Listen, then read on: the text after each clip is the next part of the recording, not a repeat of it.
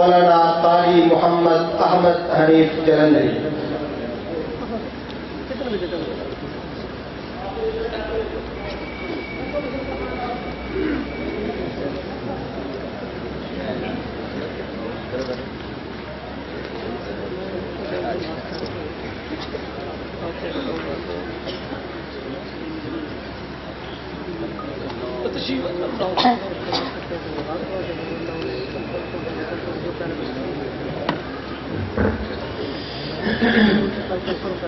الحمد لله وحده والصلاة والسلام على من لا نبي بعده أما بعد فأعوذ بالله من الشيطان الرجيم بسم الله الرحمن الرحيم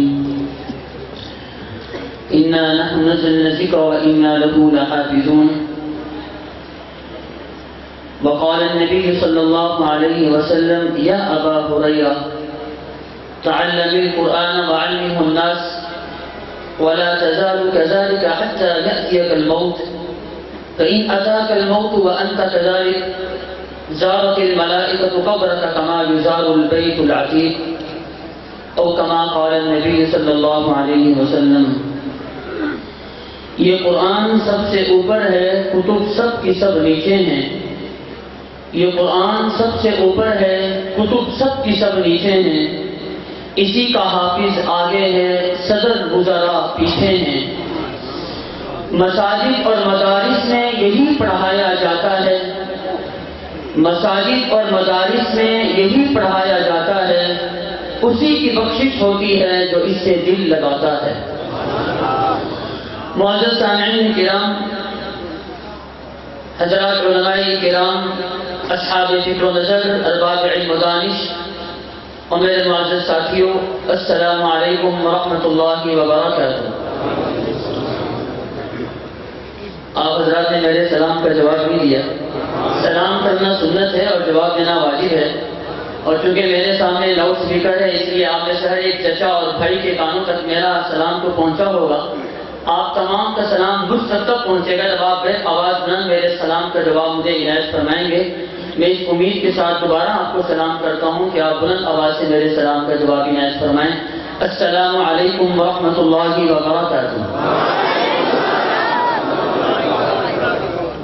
جزاکم اللہ۔ میں سب سے پہلے شکر گزار ہوں حضرت اقدس مولانا قاری محمد میاں صاحب دامن برکات عالیہ اور آپ کے صاحبزادے کا کہ جنہوں نے مجھے یہ موقع عنایت فرمایا اور مجھے اس سعادت میں شریک فرمایا۔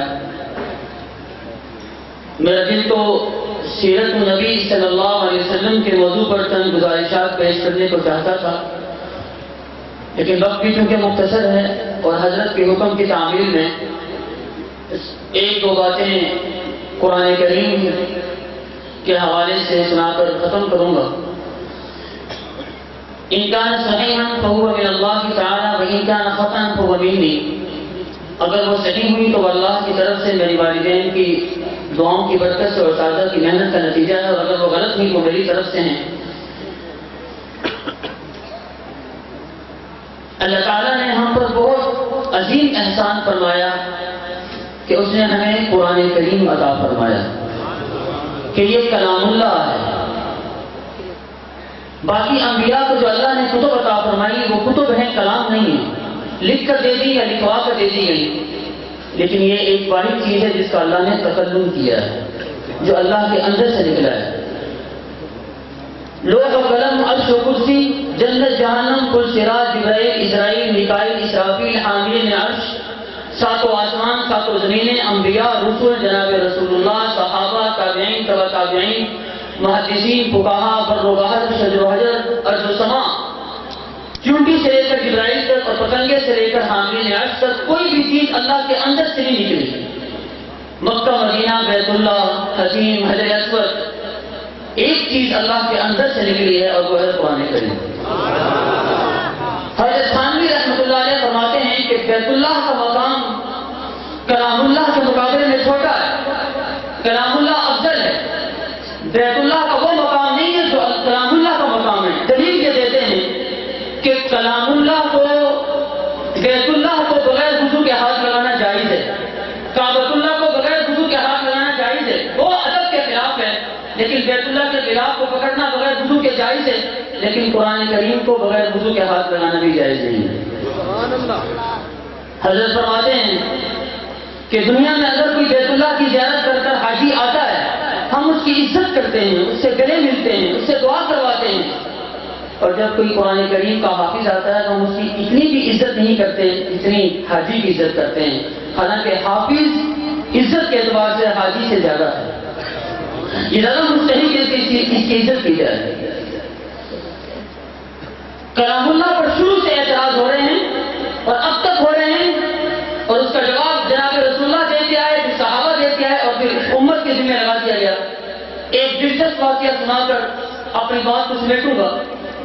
جناب رسول اللہ تشریف فرمانے ایک کافر آتا ہے، کہنے لگا محمد صلی اللہ علیہ وسلم آپ کے قرآن کا یہ دعویٰ ہے کہ پورا قرآن عربی میں ہے، اِنَّا أَنزَلْنَاهُ قُرْآنًا عَرَبِيًّا بِلِسَانٍ عَرَبِيٍّ مُبِينٍ، ہم نے قرآن کو عربی زبان میں اتارا ہے، میں بھی عربی ہوں، عربی نسل ہوں، میرا باپ بھی عربی، میری ماں بھی عربی، میرا دادا بھی عربی، میں 3 الفاظ ایسے قرآن سے نکال کر لایا ہوں جو عربی نہیں ہیں، جو عربی زبان میں استعمال نہیں ہوتے، میں اگر ایک لفظ بھی لے آتا تو آپ کا دعویٰ غلط ہو جاتا، جبکہ 3 لفظ لے کر آیا ہوں۔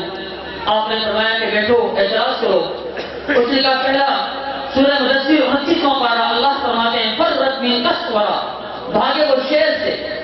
ہماری عربی زبان میں شیر کے لیے 2 لفظ زیادہ استعمال ہوتے ہیں، الاسد اور الغضب پر، یہ قسورہ عربی زبان کا لفظ نہیں ہے جبکہ قرآن میں آیا ہے۔ آپ نے فرمایا دوسرا لفظ، اس نے کہا سورہ نوح میں آتا ہے وَمَكَرُوا مَكْرًا كُبَّارًا، تدبیر کی نوح کے قوم نے تدبیریں کرنا اور بڑی تدبیریں کرنا، یہاں پر کبارہ بڑے کے لیے استعمال ہوا ہے۔ ہماری عربی زبان میں لفظ بڑے کے لیے اکبر کا لفظ ہوتا ہے یا کبیر کا، یہ کبارہ ہماری عربی زبان میں نہیں ہے۔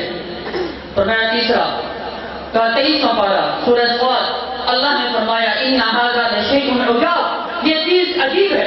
جب اللہ تعالیٰ کے نبی نے کہا کہ سب کچھ کرنے والا ایک ہی اللہ ہے، بچے بھی وہی دیتا ہے، روٹی بھی وہی دیتا ہے، عزت، طاقت، شہرت، قوت، صحت، موت و حیات، سب کچھ ایک اللہ کے قبضے میں ہے۔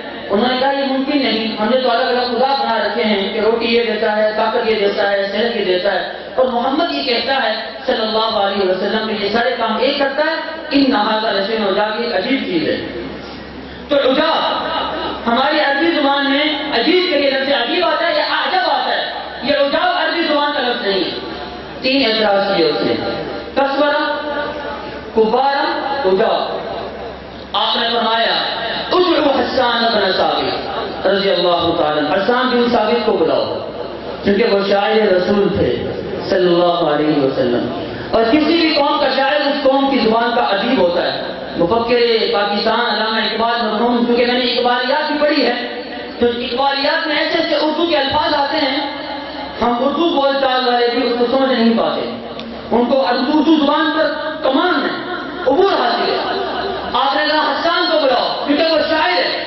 حسان بن ثابت تشریف لائے، فرمایا تعال، آگے اجلس، بیٹھ جاؤ، بیٹھ گئے، تم کھڑے ہو جاؤ، کھڑے ہو گئے، اذهب جاؤ، جانے لگے، پھر کہا تعال، واپس آؤ، آگے اجلس، بیٹھ جاؤ، بیٹھ گئے، تم کھڑے ہو جاؤ، کھڑے ہو گئے، اذهب جاؤ، جانے لگے، پھر کہا تعال، واپس آؤ، اجلس، بیٹھ جاؤ، بیٹھ گئے، تم کھڑے ہو جاؤ، کھڑے ہو گئے، اذهب جاؤ، جانے لگے، پھر کہا تعال۔ جب چوتھی مرتبہ بلایا تو حسان کھڑے ہو گئے۔ اپنے ذہن میں وہ 3 الفاظ یاد رکھے جو کافر نے اعتراض کیے تھے، کسورہ، کبارہ اور عجاب۔ اب حسان کھڑے ہو گئے اور کہنے لگے یا قسوۃ العرب انت کبارنا وہذا شیء عجاب۔ جن کو سمجھ میں آئی ہے وہ سبحان اللہ کہتے ہیں۔ حسان نے کھڑا ہو کر کہا یا قسوۃ العرب، اے عرب کے شیر، انت کبارنا، آپ ہمارے آقا ہیں، ہمارے نبی ہیں، ہمارے والد کی جگہ پر ہیں، وہذا شیء عجاب، اور یہ عجیب چیز ہے کہ آپ مجھے بلاتے ہیں، بٹھاتے ہیں، اٹھاتے ہیں، بھیجتے ہیں، بلاتے ہیں، بٹھاتے ہیں، اٹھاتے ہیں، بھیجتے ہیں، اور کوئی حکم بھی نہیں فرماتے، کچھ کہتے بھی نہیں ہیں، یہ عجیب چیز ہے۔ آپ نے فرمایا کہ اب جاؤ۔ وہ چلے گئے اور کافر سے کہا جواب مل گیا۔ یہ تینوں الفاظ قرآن میں اگر عربی کے نہ ہوتے تو یہ حسان ان کو کیسے بولتا؟ اس کا باپ بھی عربی ہے، اس کی ماں بھی عربی ہے، تو معلوم ہوا کہ قرآن میں غلطی نہیں ہے، تیری زبان میں غلطی ہے، تو جا کر عربی سیکھ، قرآن کی عربی پر اعتراض نہ کر۔ شروع دن سے قرآن کریم کو اللہ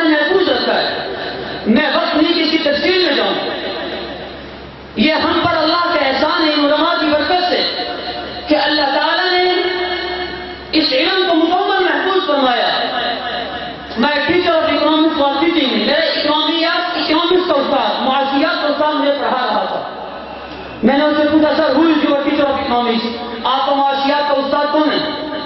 اس نے کہا میرا فلاں استاد ہے. میں نے کہا ان کا استاد کون ہے؟ اس نے کہا I don't know. میں نہیں معلوم کہ میرے استاد کا استاد کون ہے. جس سے میں نے معاشیات پڑھی ہے اس نے کس سے معاشیات پڑھی ہے مجھے معلوم نہیں. میں نے کہا استاد محترم میں نے حدیث کا علم حاصل کیا ہے مدرسے میں اور قرآن کا علم حاصل کیا ہے. میں پوری سند رکھتا ہوں کہ میں نے حدیث کس سے پڑھی, اس نے حدیث کس سے پڑھی, اس نے حدیث کس سے پڑھی, یہاں تک کہ آخر میں جناب رسول اللہ صلی اللہ علیہ وسلم کا نام بطور استاد کیا آتا ہے. اور میں نے قرآن کریم پڑھا ہے. میں پوری سند رکھتا ہوں کہ میں نے قرآن کس سے پڑھا, اس نے قرآن کس سے پڑھا, اس نے قرآن کس سے پڑھا. یہاں تک کہ آخر میں صرف جناب رسول اللہ کا نہیں بلکہ میرے اور ان کے استاد کے طور پر اللہ رب العزت کا نام آتا ہے. اس نے کہا یہ ممکن نہیں. میں نے کہا میں آپ کو ایک حدیث کی جھلک سناتا ہوں کہ میں نے حدیث مبارکہ پڑھی اپنے والد محترم استاد محترم حضرت مولانا حنیف جالندھری اطال اللہ بقاءہ اور اپنے شیخ الحدیث مولانا محمد صدیق نبر اللہ مرتضی سے. انہوں نے حدیث مبارکہ پڑھی. میرے جد اعلیٰ استاد العلماء بانی وفاق المدارس و خیر المدارس حضرت مولانا خیر محمد جالندھری رحمۃ اللہ علیہ سے. انہوں نے حدیث مبارکہ پڑھی محدث العصر علامہ انور شاہ کشمیری رحمۃ اللہ علیہ سے. انہوں نے حدیث مبارکہ پڑھی شیخ الہند مولانا محمود حسن دیوبندی رحمۃ اللہ علیہ سے. انہوں نے حدیث مبارکہ پڑھی قاسم العلوم والخیرات بانی دارالعلوم دیوبند مولانا قاسم نانوتوی مولانا رشید البئی نبر اللہ مرتضی سے. ان دونوں نے حضرات نے حدیث مبارکہ پڑھی شاہ عبد الغنی سے. انہوں نے پڑھی شاہ اسحاق سے. انہوں نے پڑھی شاہ عبد العزیز سے. انہوں نے پڑھی اپنے والد محترم محدث دہلوی شاہ ولی اللہ رحمۃ اللہ علیہ سے. انہوں نے پڑھی ابو طاہر المدنی سے. انہوں نے پڑھی ابراہیم البردی سے. انہوں نے پڑھی احمد الکشاشی سے. انہوں نے پڑھی ابو واحد السناوی سے. انہوں نے پڑھی محمد بن احمد الزنفی سے. انہوں نے پڑھی ابو یحییٰ انصاری سے. انہوں نے پڑھی ابن حجر اسقلانی سے. انہوں نے پڑھی ابراہیم بن احمد التنوخی سے. انہوں نے پڑھی احمد بن ابو طالب الحجاج سے. انہوں نے پڑھی حسین بن مبارک الزبیدی سے. انہوں نے پڑھی عبد الاول بن عیسیٰ الحربی سے. انہوں نے پڑھی عبد الرحمن بن مظفر الدوری سے. انہوں نے پڑھی عبداللہ بن احمد السقفی سے. انہوں نے پڑھی محمد بن یوسف الفربری سے. اور انہوں نے حدیث مبارکہ پڑھی امیر المؤمنین فی الحدیث محمد بن اسماعیل البخاری سے. امام بخاری نے پڑھی حمیدی سے. حمیدی نے پڑھی سفیان سے. سفیان نے پڑھی یحییٰ بن سعید سے. انہوں نے پڑھی محمد بن ابراہیم التمیمی سے. انہوں نے پڑھی الفا بن وقاص اللیثی سے. اور الفا بن وقاص اللیثی نے کہا کہ میں نے حدیث مبارکہ سنی اور پڑھی ناصر الحق والمیزان خلیفہ وقت امیر المؤمنین عمر بن خطاب رضی اللہ تعالیٰ عنہ سے.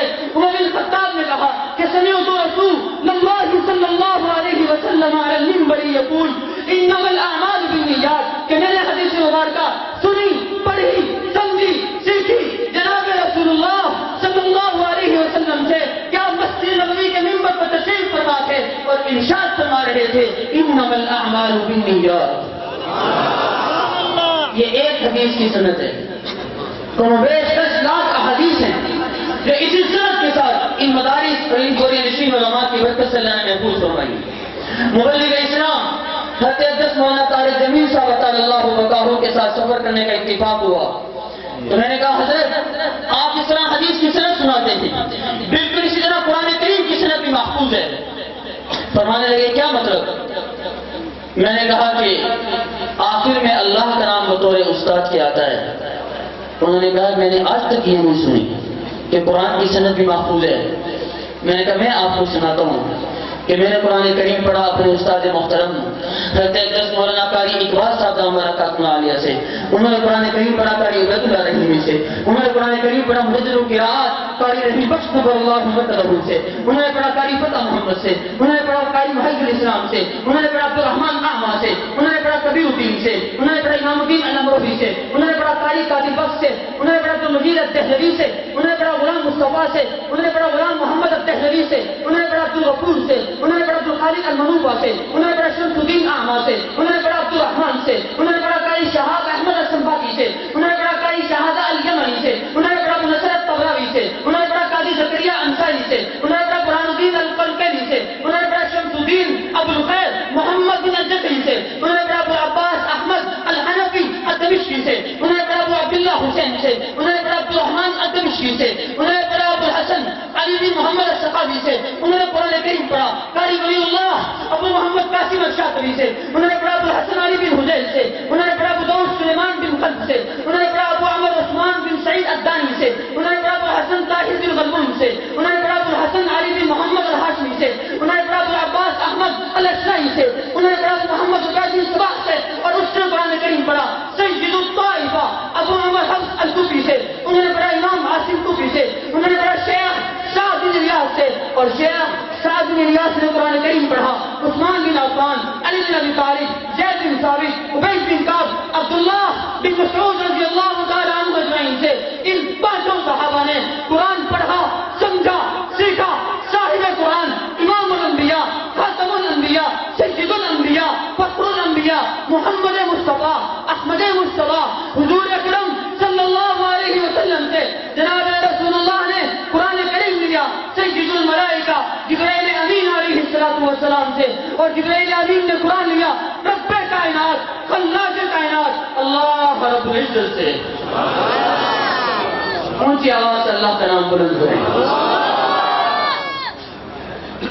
ان مدارس میں پڑھنے والے طلباء اور طالبات کے اساتذہ کی اگر لسٹ مرتب کی جائے تو سب سے آخر میں بطور استاد کا یا تو ذات مصطفیٰ کا نام آتا ہے یا ذات باری تعالیٰ کا نام آتا ہے۔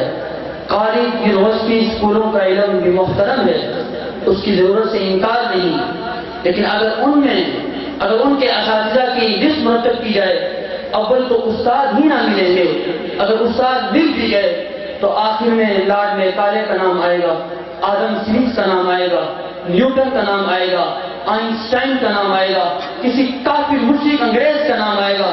فیصلہ آپ حضرات نے کرنا ہے کہ وہ علم افضل، اشرف اور اعلیٰ ہے، اور وہ درسگاہیں افضل، اشرف اور اعلیٰ ہیں کہ جن میں دیے جانے والے علم کے آخر میں بطور استاد کے اللہ کا نام آئے یا جناب رسول اللہ کا نام آئے، یا وہ علم افضل، اشرف اور اعلیٰ ہے، اور وہ درسگاہیں افضل، اشرف اور اعلیٰ ہیں کہ جن کے آخر میں کسی کافر کا نام آئے۔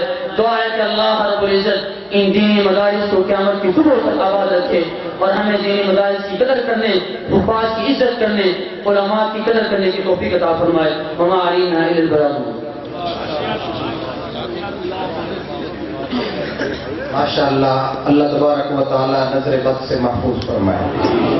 سامعین مکرم، کچھ اعلانات سماعت فرما رہے ہیں۔ ہمارے شہر میں مدرسہ ہے جامعۃ الرشیدیہ جلال پور موڑ، وہاں پہ 13 اپریل بروز ہفتہ سے تجوید و قراءت کی کلاس شروع ہو رہی ہے۔ طالبات کے لیے اور طلباء کے لیے پہلی فرصت میں داخلہ کرائیں۔ دوسرا اعلان سماعت فرمائے، 15 مارچ بروز جمعہ بعد نماز مغرب جامعہ قادریہ مسن آباد جلال پور روڈ پہ مولانا الیاس گمن صاحب دامت برکاتہم العالیہ بیان فرمائیں گے۔ ایک اور اعلان سماعت فرمائے، دارالعلوم عزیزیہ نیز ہسپتال قریشی والا، اس میں 14 مارچ بروز جمعرات ایک اصلاحی جلسہ منعقد ہو رہا ہے، جس میں مولانا کبیر احمد عباسی، حضرت مولانا عزیز الرحمان ہزاروی صاحب دامت برکاتہم العالیہ اور دیگر علماء کرام تشریف لا رہے ہیں۔ اسی طرح 16 مارچ بروز ہفتہ بعد نماز عصر انشاءاللہ جامعہ صدیقیہ گلشن حبیب کراچی موڑ میں ختم بخاری اور محفل حسن قرات کا انعقاد کیا جا رہا ہے، جس میں حضرت قاضی عبدالرشید صاحب، پیر عزیز الرحمان صاحب اور قرآن سید مصطفیٰ اسماعیل عمر الدماعیسی وہ تشریف لا رہے ہیں۔ اسی طرح ایک اور پروگرام منعقد ہو رہا ہے جامعہ رحیمیہ اہل سنت میں 7 مارچ بروز جمعرات، جس میں پیر محمد شاہ صاحب، حضرت مولانا عمر قریشی صاحب اور دیگر حضرات تشریف لا رہے ہیں۔ یہ اعلان اس لیے کیے گئے ہیں تاکہ آپ ان کے بھرپور طور پر شرکت فرمائیں۔ ایک اور بلا تاخیر تشریف لا رہے ہیں زیرم اسلام، متکلم اسلام، یادگار اسلام حضرت مولانا قاری محمد حنیف جالندری دامت برکاتہم العالیہ، محترم جامعہ خیر المدارس و ناظم اعلیٰ وفاق المدارس العربیہ۔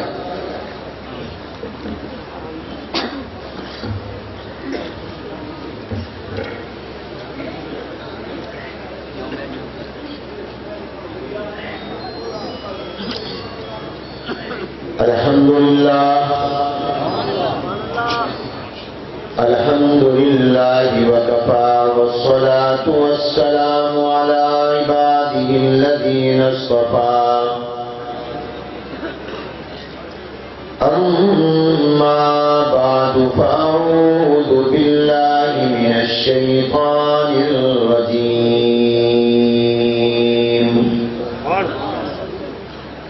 بسم الله الرحمن الرحيم. وأعدوا لهم ما استطعتم من قوة ومن رباط الخيل ترهبون به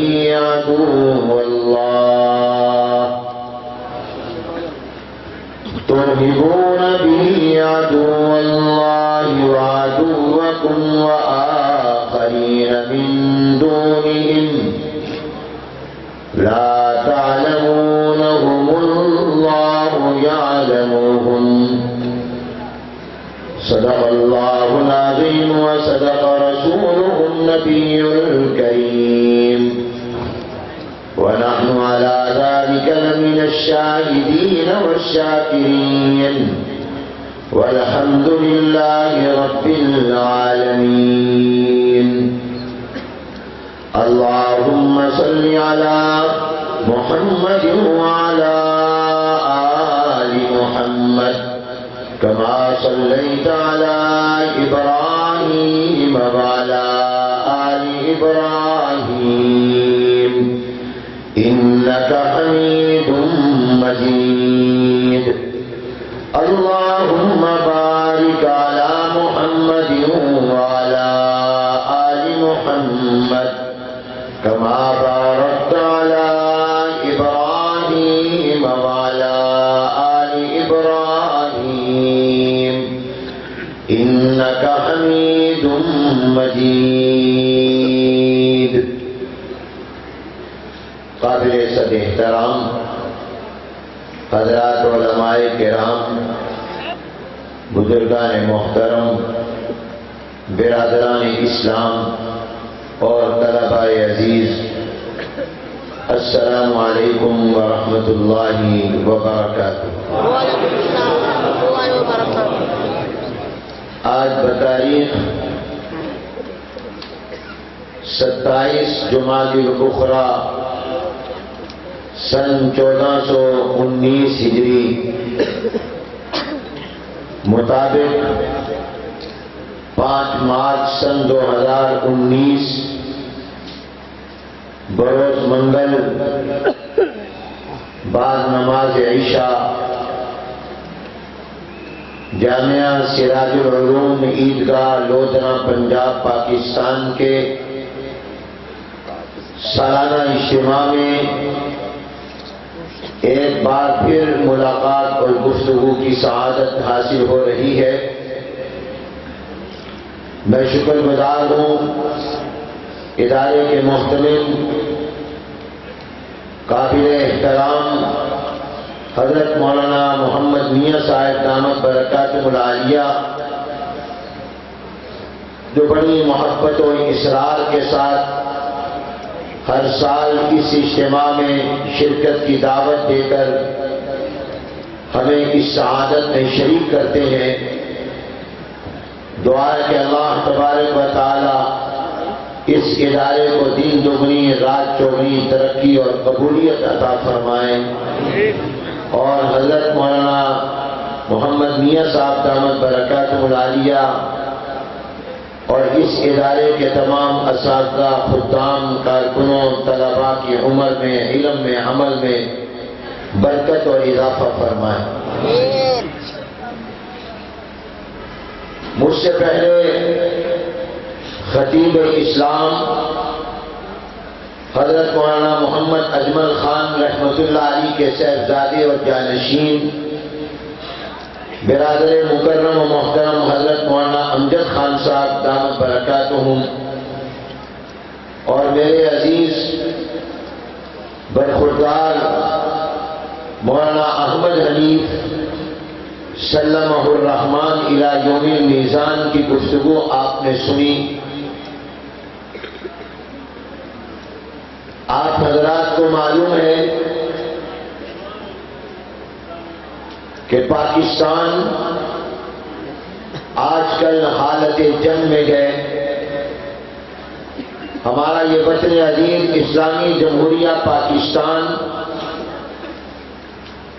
سنگین خطرناک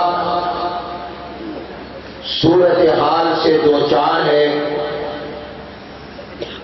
اب تک پاکستان کے کئی ایئرپورٹ کئی دن سے بند ہیں. بہت سے پاکستانی مسلمان باہر کے ملکوں میں انتظار میں ہے کہ کب پاکستان کے ایئرپورٹس جو بند ہیں وہ کھلیں، فضائی حدود کھلیں اور ہم واپس اپنے گھروں میں پہنچیں. ایک بڑی تعداد مسلمانوں کی حرمین شریفین میں ہے جو اپنا عمرہ کر چکے اور اب ان کو واپس آنا ہے، مگر ملتان ایئرپورٹ، بہاولپور ایئرپورٹ، فیصل آباد ایئرپورٹ، سیالکوٹ ایئرپورٹ، بہت سے ایئرپورٹ بند ہیں. ہماری فضائی حدود بند ہیں. بہت سے ایسے پاکستانی اور غیر پاکستانی جن کو باہر کے ملکوں میں جانا ہے وہ وہاں ملازمت کرتے ہیں یا کاروبار کرتے ہیں یا اپنی کسی بھی ضرورت کے لیے جانا ہے، وہ یہاں پریشان ہیں. ان کے جہاز کینسل ہو رہے ہیں اور ہمارے کئی بارڈروں پر اس وقت کی جھڑپیں ہو رہی ہیں اور ہندوستان مسلسل پاکستان کے خلاف جارحیت کر رہا ہے اور ہمارے بارڈر کے قریب بہت سے لوگوں کو وہ شہید کر رہا ہے. چند دن پہلے پاکستان میں اس کے طیارے بمباری کے لیے آئے، لیکن ہم سلام کرتے ہیں اپنی افواج کو. جذبہ جہاد سے سرشار اپنی عسکری قوت کو کہ الحمدللہ ہمارے فوج نے جن کا ماٹو ایمان، تقوی، جہاد فی سبیل اللہ ہے، انہوں نے نہ صرف یہ کہ ہندوستان کو پسپائی پر مجبور کیا بلکہ اس کے وہ طیارے گرائے، پائلٹ کو گرفتار کیا اور بڑے حکمت کے ساتھ، دانش مندی کے ساتھ، جرأت و بہادری کے ساتھ دشمن کا مقابلہ کیا اور اسے پسپا ہونے پر اللہ کے فضل و کرم سے مجبور کیا. اس کی پوری دنیا میں بدنامی ہوئی. وہ اپنی اس بدنامی کا داغ دھونے کے لیے کسی بھی وقت پاکستان پر حملہ کر سکتا ہے. چنانچہ پاکستان کے وہ شہر جو ہندوستان کے بارڈر کے قریب ہیں، وہاں اب تک بڑی سنگین صورتحال اور وہاں پر خاص طور پر لوگ پریشان ہیں. میرے دوستوں اور بھائیوں، ان حالات میں میری اور آپ کی ذمہ داری کیا ہے؟ مجھے اور آپ کو کیا کرنا ہے؟ میں آج اپنی مختصر گفتگو میں اسی عنوان پر چند باتیں عرض کرنا چاہتا ہوں. ان حالات کا سب سے پہلا تقاضا یہ ہے کہ ہمیں اللہ تبارک و تعالیٰ کی طرف رجوع کرنا چاہیے. ہمیں اپنے گناہوں کی معافی مانگنی چاہیے. ہمیں توبہ اور استغفار کا اہتمام کرنا چاہیے. انفرادی اور اجتماعی طور پر گڑ گڑا کر اللہ کی بارگاہ میں دعائیں کرنا چاہیے، اس لیے کہ سب سے بڑی طاقت، اصل طاقت، حقیقی طاقت وہ اللہ تبارک و تعالیٰ کی ہے۔ افلاطون نے حضرت موسیٰ علیہ السلام سے پوچھا کہ یہ بتائیے اگر پورا آسمان تیر کمان ہو اور اللہ تعالیٰ تیر چلانے والے تیر انداز ہوں اور آسمان سے پانی کی بارش کی بجائے تیروں کی بارش ہو، اللہ تعالیٰ تیر چلا رہے اور آسمان تیر کمان ہے اور آسمان سے تیروں کی بارش ہو رہی ہے، تو زمین پر رہنے والوں کے لیے بچاؤ اور پناہ کی جگہ کیا ہوگی؟ کیونکہ زمین کا کوئی ٹکڑا ایسا نہیں جس کے اوپر آسمان نہ ہو۔ کوئی گاؤں، کوئی دیہات، کوئی شہر، چھوٹا بڑا ملک، جنگل، پہاڑ، دریا، سمندر، خشکی اور تر، تری کوئی علاقہ ایسا نہیں ہے جہاں اوپر آسمان نہ ہو۔ کیونکہ نوجوان کے مسلمانوں، آپ نے آج تک زمین کا کوئی ٹکڑا، شہر ایسا دیکھا ہے جہاں اوپر آسمان نہ ہو؟ بولو ذرا، سارے توجہ سے میری بات سنو، بتاؤ، جواب دو۔ اے اللہ، جو جو جواب دے رہے ہیں ان کو جنتی بنا دے، جو نہیں بول رہے ان کو بولنے کی ہمت عطا فرما۔ بولو، کوئی ٹکڑا ایسا ہے جہاں اوپر آسمان نہ ہو؟ ذرا اوپر دیکھو، اوپر تو آسمان نہیں، شامیانے، لیکن شامیانے کے اوپر کیا ہے؟ آسمان ہے، کوئی جگہ ایسی نہیں۔ اب سوال افلاطون نے کیا ہے حضرت موسیٰ علیہ السلام کہ آسمان پورا تیر کمان بن گیا اور تیر چلانے والے اللہ تعالیٰ ہیں، اور آسمان سے تیروں کی بارش ہوگی، تیر گر رہے ہیں، زمین پر رہنے والے کہاں جا کر بچیں اور پناہ لیں؟ جگہ کوئی ایسی نہیں جہاں آسمان نہ ہو، اور کوئی بندہ اور جگہ ایسی نہیں جو اللہ کی طاقت سے باہر ہو، جو اللہ کے علم سے باہر ہے۔ کوئی بندہ اللہ سے چھپا ہوا نہیں، کوئی جگہ اللہ کی طاقت سے باہر نہیں کہ وہاں تک اللہ کی قوت اور طاقت نہ ہو۔ تو اب بتائیے، زمین پر رہنے والوں کے لیے پناہ گاہ کیا ہوگی؟ وہ کیسے بچیں گے؟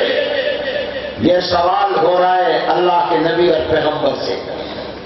اور یاد رکھنا میرے دوستوں اور بھائیوں، سب سے بڑے عقل مند اللہ کے نبی اور پیغمبر ہوتے ہیں۔ عقل اللہ کی نعمت ہے، یہ سب سے زیادہ اللہ اپنے نبیوں اور پیغمبروں کو دیتا ہے۔ نبی اور پیغمبر سے بڑا عقل مند کوئی نہیں ہوتا، اور ہر نبی عقل مند ہے، اور ان عقل مندوں میں سب سے بڑے عقل مند آمنہ کے لال حضرت محمد الرسول اللہ، سب کہہ دو صلی اللہ، جو یہ محبت سے کہے اللہ ان کو مدینہ دکھا دے، ان کو حضور کی شفاعت نصیب فرما دے، ان کو حضور کا دیدار نصیب فرما دے، حوض کوثر پر پانی کا پیالہ نصیب فرما دے۔ سب سے عقل مند حضور اکرم صلی اللہ علیہ وسلم۔ دنیا کی ساری عقلیں حضور کے عقل پر قربان کی جائیں۔ ہر نبی عقل مند ہوتا ہے۔ حضرت موسیٰ علیہ السلام نے کیا پیارا جواب دیا، ذرا توجہ کرنا۔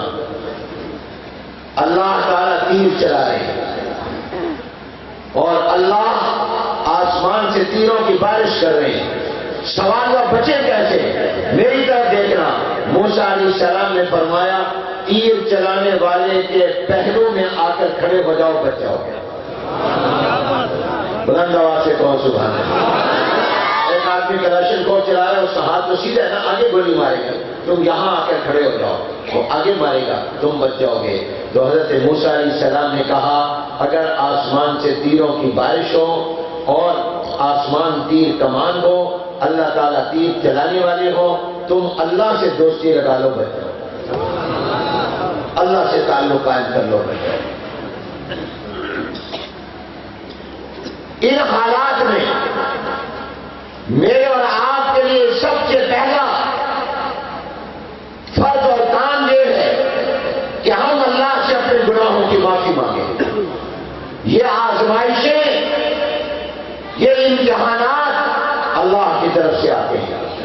ہمیں اپنے گناہوں کی معافی مانگنی چاہیے، توبہ کرنی چاہیے، استغفار کرنا چاہیے. اور دوسرا کام یہ کرنا چاہیے کہ ہمیں رو رو کر اللہ سے دعا کرنی چاہیے. دعا کریں کہ اللہ ہمیں جنگ سے بچا. پاکستان، ہندوستان، اس پورے علاقے اور خطے کو جنگ سے بچا.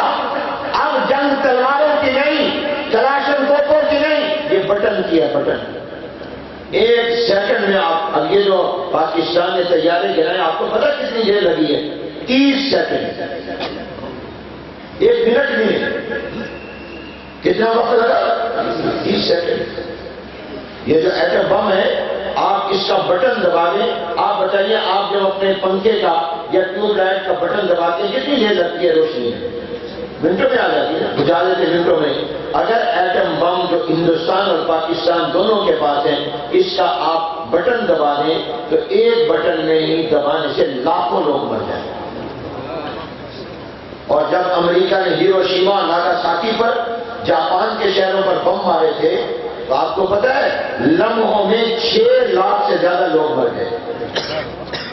اور میں جاپان گیا ہوں، وہ بتاتے ہیں کہ اگر کہ وہ آج اس کو کتنا عرصہ ہو گیا، برسوں گزر گئے، مگر کہا اس بارود کے اور اس زہر اور بم کے آج تک نقصانات ہیں. جہاں امریکہ نے بم مارے تھے، آج بھی وہاں پر کئی بچے جب پیدا ہوتے ہیں تو وہ پوری طرح صحیح بچے نہیں ہوتے.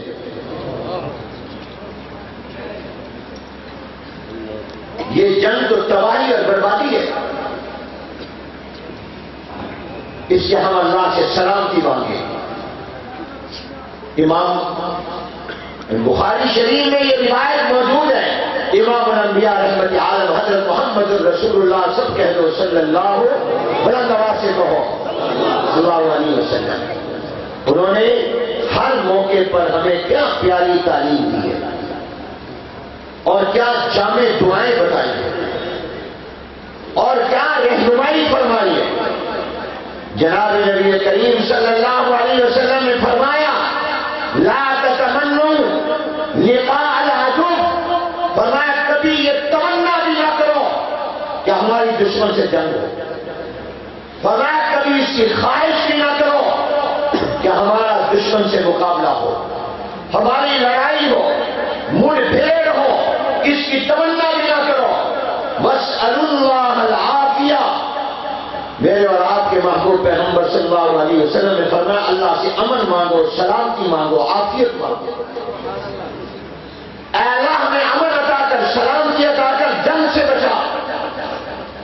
اور پھر آگے کیا پیاری تعلیم دی، فَإِذَا لَقِيتُمُوهُمْ فَاصْبِرُوا. لیکن اگر آمنا سامنا دشمن سے ہو جائے اور دشمن باز نہ آئے، وہ تمہارے اوپر زبردستی جنگ کو مسلط کر دے تو پھر ڈٹ جاؤ.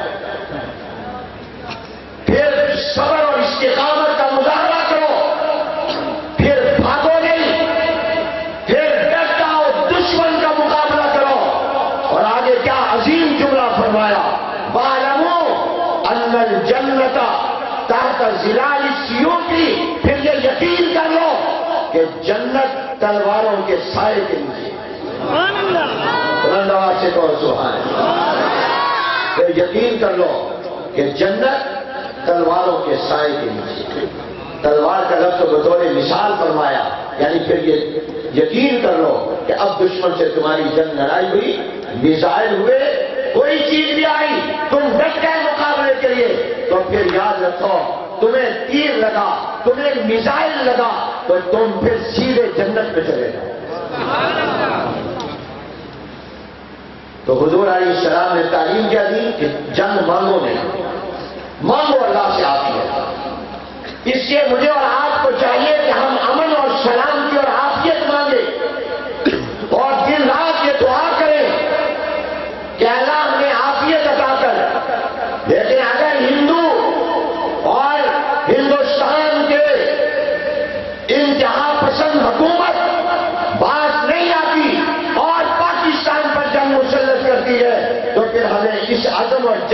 ساتھ تیار رہنا چاہیے کہ پھر ہم انشاءاللہ صرف فوج نہیں، پاکستان کے کروڑوں مسلمان، پاکستان کے کروڑوں عوام اسلام اور پاکستان کے دشمنوں سے جہاد کریں گے۔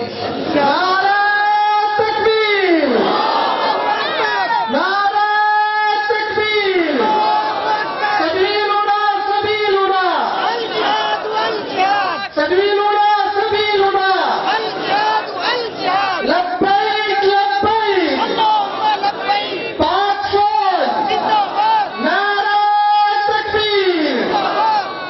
کافر وہ اپنے ہتھیار سے لڑتا ہے اور مومن اور مسلمان اپنے جذبے سے لڑتا ہے، اور دنیا کی کوئی طاقت جذبے کا مقابلہ نہیں کر سکتی۔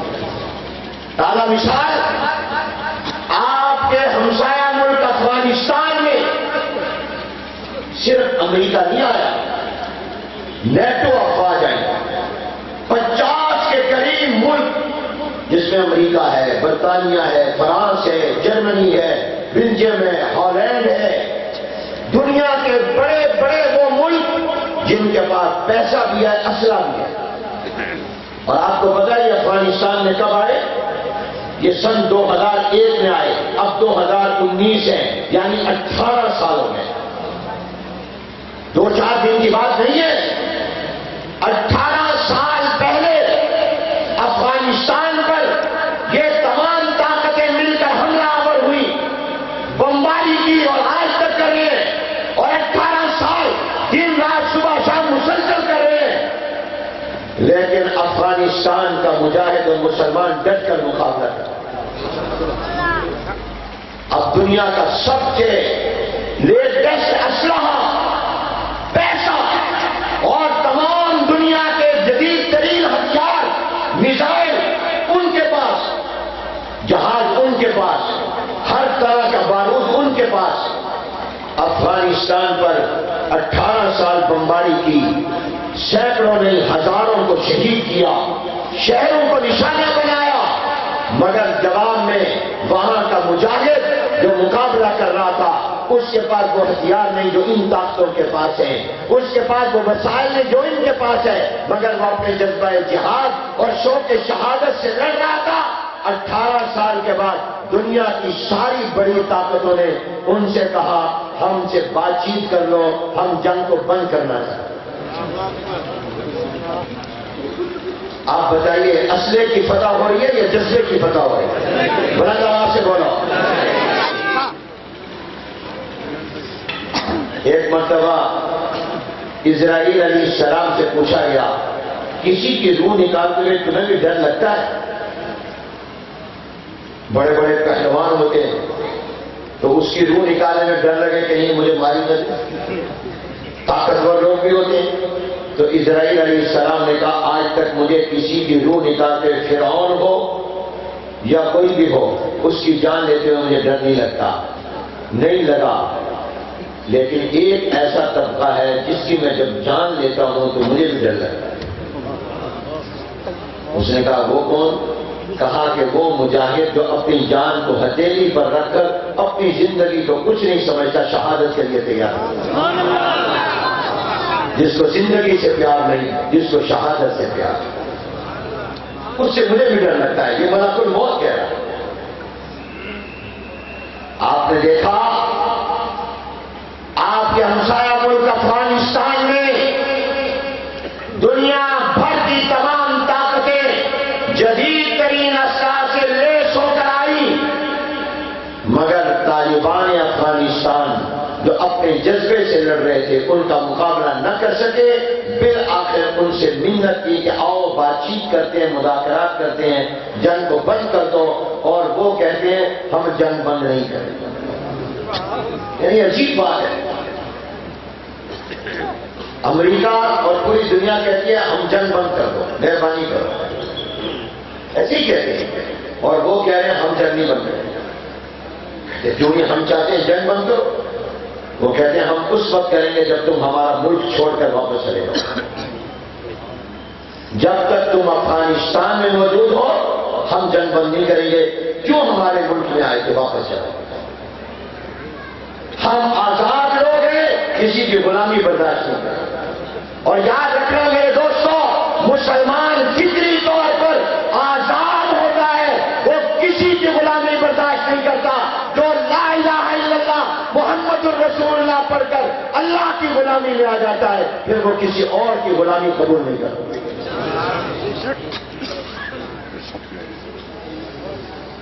حضرت عمر رضی اللہ عنہ کا وہ تاریخی جملہ آپ کو یاد ہوگا کہ تمہاری ماں نے تو تمہیں آزاد جنا تھا، ان کی ماں نے تو ان کو آزاد جنا تھا، تمہیں کب سے یہ جرأت ہوئی کہ تم اللہ کے جن کو اللہ نے آزاد پیدا کیا تم اس کو اپنا غلام بناؤ؟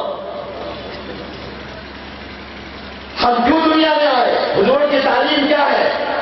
بندوں کو بندوں کی غلامی سے نکال کر اللہ کی غلامی اور عبادت میں لے جائے. تو میں یہ عرض کر رہا تھا کہ اگر خدا نخواستہ ہندوستان نے پاکستان پر جنگ چلے تو پھر انشاءاللہ آپ اور میں سارے مقابلہ کریں گے کہ نہیں کریں گے. ہاتھ بنا. ہمارے مفتی اعظم پاکستان تھے حضرت مولانا مفتی محمد شفیع صاحب رحمۃ اللہ، فرماتے تھے میری تمنا یہ ہے، میری دعا یہ ہے، میرا دل یہ چاہتا ہے کہ مجھے موت بسترے پر چارپائی پر نہ آئے، مجھے موت آئے تو جہاد کے اور جنگ کے میدان میں. اور فرماتے تھے ایسے بھی نہ آئے میرا دشمن، اسلام کا دشمن میرے ہاتھ کاٹے، میرے بازو کاٹے، میری آنکھیں نکالے، میرے کان کاٹے، میری زبان کاٹے، میرے چہرے کو کاٹے، زخمی کرے اور سر سے پاؤں تک کے وجود کے ٹکڑے ٹکڑے کرے. اور کل قیامت کے دن جب میدان محشر ہو اور انبیاء جمع ہو، اولین و آخرین جمع ہو، میرا محبوب پیغمبر جمع ہو، تو اس میدان محشر میں اللہ جب مجھے زندہ کرے تو کسی جگہ سے اٹھ کر میرا بازو آئے، کہیں سے میری ٹانگ آئے، کہیں سے میری آنکھیں آئے، کسی سے میرے چہرہ آئے اور کسی سے میرے کان آئے، اور یہ اس میدان میں جڑے اور ہر عضو بول کر اللہ کو کہے اللہ دیکھ ہم نے تیرے نام کی خاطر اپنے آپ کو ٹکڑے کروا دیا.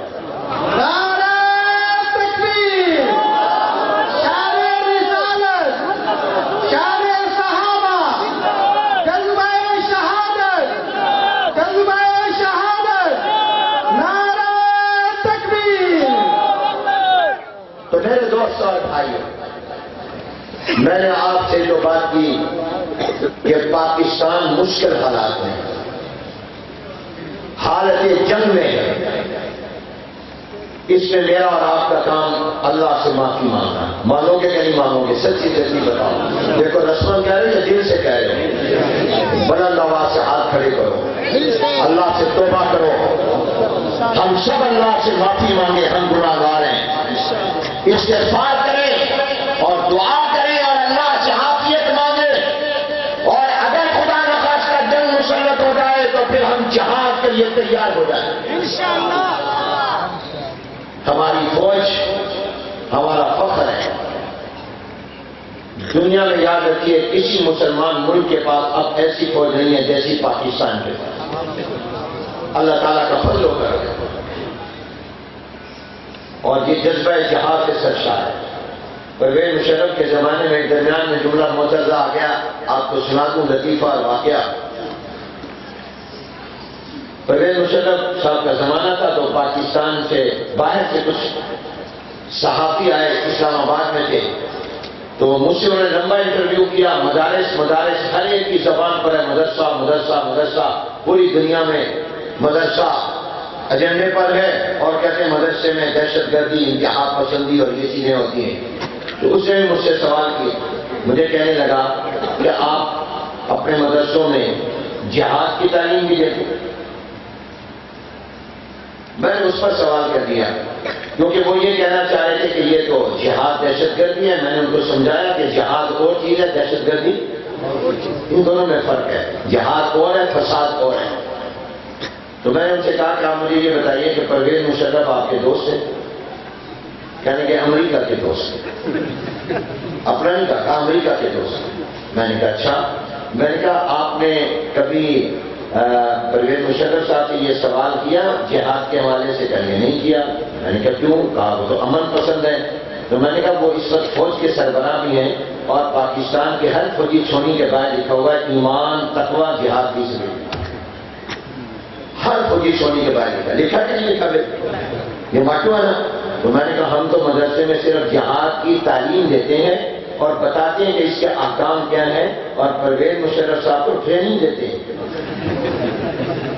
وہ تو ٹریننگ دیتے ہیں کیونکہ اصل ٹریننگ ہوتی ہے. ہم تو صرف تھیوری پڑھاتے ہیں. جیسے کوئی کالج یونیورسٹی ہو وہ ایٹم بم کیسے بنتا ہے اس کی تھیوری پڑھائے تو اس کی تھیوری پڑھانے سے تو وہ دہشت گرد نہیں ہوگا. جو ایٹم بم چلائے غلط وہ دہشت گرد ہوگا. تو ہم تو صرف جہاد پڑھاتے ہیں اور بتاتے ہیں کہ اصل جہاد کیا ہے. اس شکل مین جدوجہد کا نام ہے. تو ہم اس کی ٹریننگ نہیں دیتے اور جن کو آپ اپنا دوست کہہ رہے ہیں وہ تو ٹریننگ دیتے ہیں. تو اگر وہ ٹریننگ دینے کے باوجود دہشت گرد نہیں تو ہم پڑھا کر دہشت گرد کیسے ہو گئے؟ جب وہ ٹریننگ دیں اور کریں وہ دہشت گرد نہیں تو ہم تو صرف تھیوری پڑھاتے ہیں. یہ بتاتے ہیں جہاد کا معنی کیا ہے. اور آپ نے یہ غلط سمجھا ہوا ہے کہ جہاد کا معنی مارنا ہے. نہیں نہیں، بے روزگاری کے خلاف، غربت کے خلاف اور اسی طرح پر ناانصافی کے خلاف جدوجہد کرنا اس کا نام بھی جہاد ہے. اور اپنے نفس کی اصلاح کرنا اس کا نام بھی جہاد ہے. ہم تو جہاد کی پوری تعریف اس کے احکام سب بتاتے ہیں اور وہ تو لڑائی بھی کرتے ہیں، ٹریننگ بھی دیتے ہیں. تو اگر اس کے باوجود وہ آپ کے دوست ہیں تو آپ ہمیں کیوں دشمن کی نظر سے دیکھتے ہیں؟ یہ تو عقل کے خلاف ہے. کیونکہ میری بات صحیح ہے یا غلط؟ بہرحال میرے دوستوں اور بھائیوں، ان حالات کا ایک تقاضا یہ بھی ہے کہ پوری قوم متحد ہو جائے. ہم آپس کے اندر اتحاد پیدا کریں کیونکہ جب قوم میں اتحاد ہوتا ہے تو دشمن اس کو شکست نہیں دے سکتا. ہمیں اپنے سیاسی، اپنے مسلکی، اپنے نشانی، اپنے علاقائی اور اپنے صوبائی تعصبات کو ایک طرف رکھ دینا چاہیے. اب اس وقت میں ہمیں اپنے ملک پاکستان کی حفاظت کے لیے ایک ہو جانا چاہیے. یہ پاکستان ہمارا ملک ہے. ہمیں پاکستان سے محبت کرنی چاہیے. کیوں؟ وطن کی محبت بھی ایمان کا تقاضا ہے. امام الانبیاء رحمت عالم حضرت محمد الرسول اللہ سب کہہ دو صلی اللہ علیہ وسلم، وہ مکہ المکرمہ چھوڑ کر مدینہ جا رہے ہیں. مدینہ طیبہ اللہ تعالیٰ کا حکم آیا مکہ چھوڑے اور چلے مدینہ منورہ، ہجرت کریں کیونکہ یہاں آپ کے لیے رہنا مشکل کر دیا گیا. آپ یہاں سے چلیں مدینہ منورہ جائیں. جب حضور علیہ السلام حدیث میں آتے جا رہے تھے مکہ المکرمہ سے نکل رہے تھے بار بار چہرہ پیچھے کر کے مکے کو دیکھتے تھے،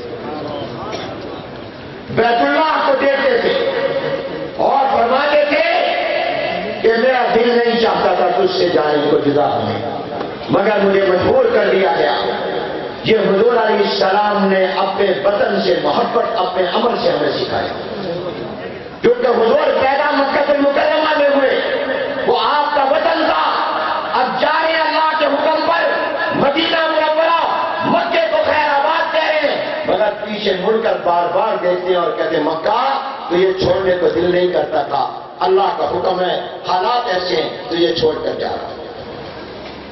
اب جب مدینہ طیبہ پہنچے وہ حضور علیہ السلام کا وطن بن گیا. بخاری میں یہ دعا ہے حضور کی. کیا حضور نے پیاری دعا کی؟ فرمایا اللہم حبب الینا المدینہ کحبنا مکہ او اشد. اے اللہ ہمارے دلوں میں مدینے کی محبت اسی طرح ڈال دے جس طرح مکے کی محبت ہمارے دلوں میں ہے، بلکہ مکہ المکرمہ کی محبت مدینے سے زیادہ ڈال دے. یہ حضور علیہ السلام نے دعا، یہ اس دعا کا نتیجہ ہے کہ آج آپ کے اور میرے دل میں مدینے کی محبت ہے. ہر مسلمان کے دل میں مدینہ طیبہ مدینہ منورہ کی محبت. اب حضور نے اپنی اس دعا سے کیا سکھایا؟ وطن سے محبت. حضور دعائیں کریں اللہ سے. مجھے بڑا دکھ اور افسوس ہوتا ہے جو پاکستان کا کھاتے ہیں اور پاکستان کے خلاف سازشیں کرتے ہیں. پاکستان نے ان کو عزت دی ہے، کاروبار دیا ہے، زمینیں دی ہیں، جائیدادیں دی ہیں، مگر اس کے باوجود وہ پاکستان سے دشمنی کرتے ہیں۔ میرے دوستوں اور بھائیوں، ہمیں اپنے وطن سے اور ملک سے محبت ہونی چاہیے۔ میں آپ کو اپنی آپ کی سناتا ہوں، میں نے زندگی کا پہلا سفر جو کیا وہ پاکستان سے ہندوستان کا کیا۔ اس وقت میری عمر تقریباً 20 سال تھی۔ یہ 1900 غالباً 81 کی بات ہے، 1981 کی بات۔ میں باغا بارڈر سے، لاہور سے آگے باغا بارڈر سے بائی روڈ ہندوستان گیا، امرتسر، پھر جلندھر، پھر لدھیانہ، دلی تک گیا۔ یہ میرا پہلا سفر تھا پاکستان سے باہر۔ آپ یقین کریں کہ جب میں نے پاکستان کا بارڈر کراس کر کے اپنا پاؤں ہندوستان کی زمین پر رکھا، حالانکہ ہندوستان کی زمین، وہاں کی فضا، وہاں کی زمینیں ایسے ہی ہیں جیسے پاکستان، وہاں کے لوگ بھی ایسے ہیں، یعنی کوئی فرق نہیں ہے۔ آپ امریکہ جائیں گے آپ کو فرق لگے گا، وہ گورے ہم گورے میں، وہاں تو لوگ بھی ہماری طرح کے، زمینیں بھی ایسے ہی جیسے ہمارے یہاں گنا گندم کاشت ہو رہی ہے، جیسے جہاں زمین ہے وہاں بھی ایسے ہی ہے، بالکل وہی فضا ہے، کوئی فرق نہیں تھا۔